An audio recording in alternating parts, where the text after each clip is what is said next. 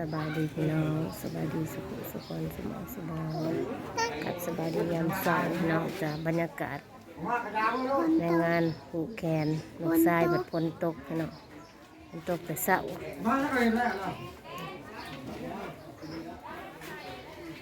ฝนตกแห้งเติบพี่น้องเลยน้ำผงใส่ค่ะพอดีมาคัดจังหวะข้าเจ้ากำลังสิมา สอยดองหรือว่ามาอันรับประทานอาหาร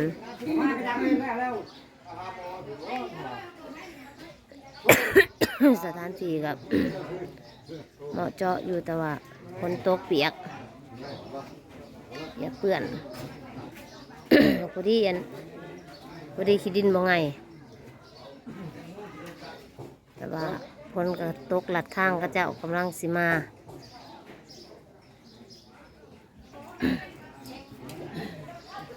จักหน่อยก็คือสิเขาคือที่ผูกแขนน้อยอยู่พี่น้อยผูกแขนใส่ผ้าเขาแต่ว่าเมื่ออื่นจะเป็นผูกแขนใส่ผ้าควันไปผูกอยู่ผู้ใดบ้านเจ้าสาวบ้านมองไข่ไปผูกนำกันอยู่บ้านเจ้าสาวบ้านมองไข่อื่นเสาแล้วเขาผ้าควันอยู่พุ่นแต่ว่ามื่อนี้หันผูกแขนใส่ผ้าเขาอยู่พี่แกนเฉพาะเขาแล้วกระสิชุบเพิ่นกระสิมวนซื่นตู้กำลังปกไว้อยู่ตู้กัน เอาฝาดกันตั้งมาปกไว้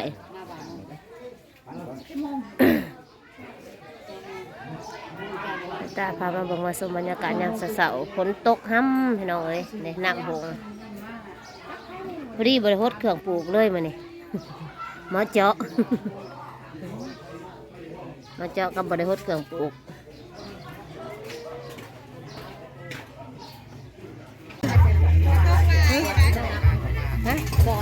เล่นนะหมออันนี้ทางครัว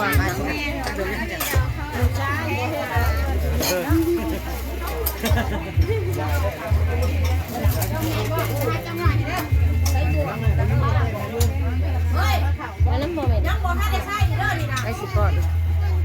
นั่นลาบผมอ้าวได้เลี้ยวว่ะสัน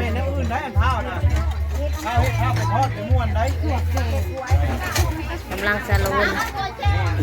ลาบผมจังหน่อยแก้วพอดียังควรทำร้ายดอกได้มาไปต้นแล้วคนบ้ามาพะแนใส่ค่ะ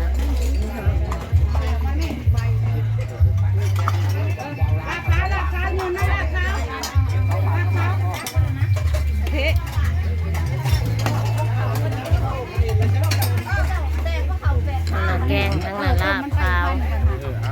ทั้งนั้นแจวนี่ลาบผม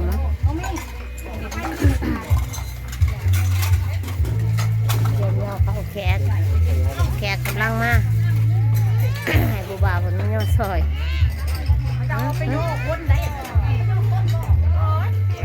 แขกกำลังเข้ามาพี่น้องคนกำลังเอื้อนแขกกำลังมาคนเอื้อนและแขกก็เริ่มทยอยมาแล้ว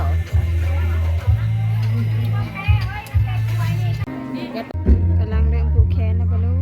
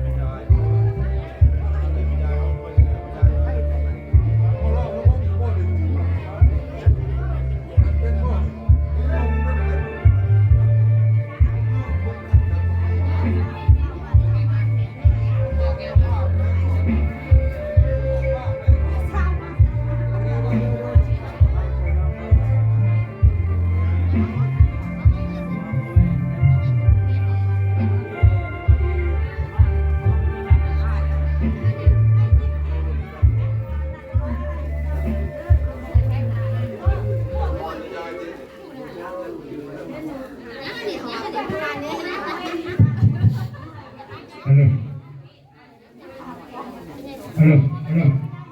ฮัลโหล1 2 3 4ฮัลโหลฮัลโหล2 3 4 5 6 7 8 9 10ฮัลโหลฮัลโหลฮัลโหล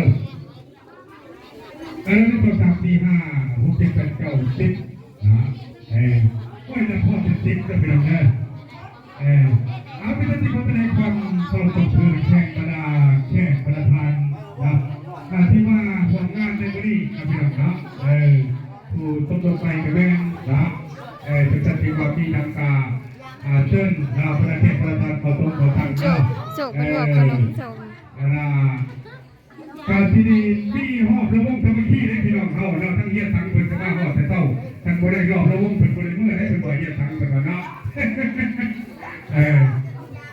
จะได้กระจายเราพี่น้องเนาะคิดพี่น้องเจ้าพี่น้องจังเห็นผมมาดักมันเพิ่นจะเข้าขึ้นเราก็เห็นเจ้าเพื่อเดียวเป็นวันเนาะ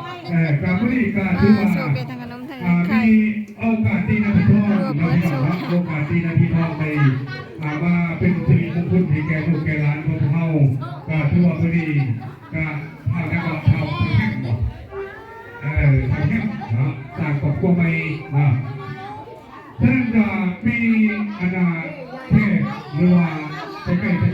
หรือว่าจะเหลือใกล้นะพี่น้องเนาะว่าใกล้ที่ใกล้ทางใกล้เรือนเที่ยงนะพี่น้องเนาะก็แสดงว่าทั้งเจ้าภาพเพิ่นก็จะได้จัดทอดพระองค์ทรงที่นะเพิ่นว่าเพื่อนเกียรติแก่ทั้งในบ้านเพื่อนเด้อเพื่อนเอาในบ้านโลดเจ้าเพื่อนเขาบอกเจ้าเราไม่กิน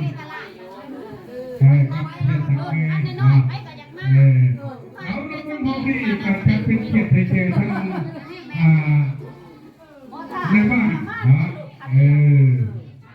คือที่มันทั้งก็จะพาเพื่อนอะไรออกเยอะแล้วเป็นประเทศแก่ทั้งในบ้านเพื่อนเนาะการมีทั้งทางนี้เนี่ยทั้งเยี่ยมสังเกตนะ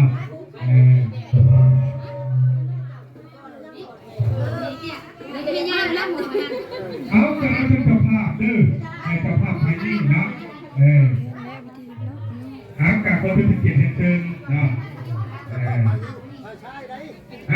เจ้าภาพไทยใช่เนาะโอ้ยคุณพากับคนไอ้โม่แต่เห็นกันมันจะมือเป็นบรรยากาศงานขนม เอาเจ้าภาพไทยอันดาไทยใช่นะ